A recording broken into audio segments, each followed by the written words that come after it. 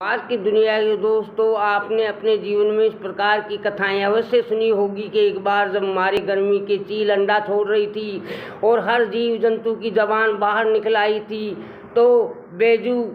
बावरा ने मल्हार लगा दिया और देखते देखते मूसलाधार वर्षा होने लगी। या तानसेन ने आधी रात को दीपक राग छोड़ दिया और शहर भर के बुझे हुए दीपक आप जल उठे। सज्जनों, ऐसी लोक कथाओं को आप मनगढ़ंत और कल्पित बातें कह सकते हैं, लेकिन इन कथाओं में काव्य विषय और उसके रूप, संगीत, धर्म के परस्पर संबंध की ओर जो स्पष्ट संकेत मिलता है,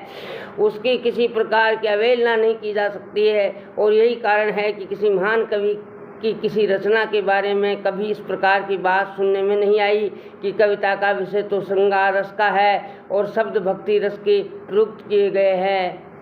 मोहब्बत हफीज जालंधारी की शायरी का अध्ययन करने से जो बात सबसे पहले हमें अपनी ओर खींचती है, वह यही विषय और रूप का परस्पर संबंध है। उसके यहाँ एक शब्द पर दूसरा शब्द, एक पंक्ति पर दूसरी पंक्ति और एक शेर पर दूसरा शेर इस प्रकार ठुका हुआ है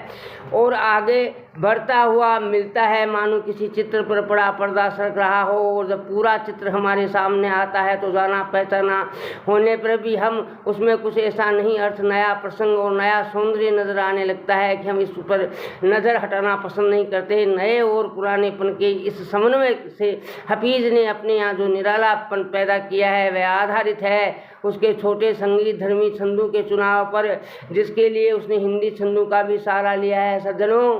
विचारों की एकाग्रता पर तथा चित्रण के लिए चित्र से मेल खाती हुई उपमाओं पर, अतएव जब हम उसकी कविता बसंत या अभी तो मैं जवान हूँ पढ़ते हैं या उसकी जबान से सुनते हैं,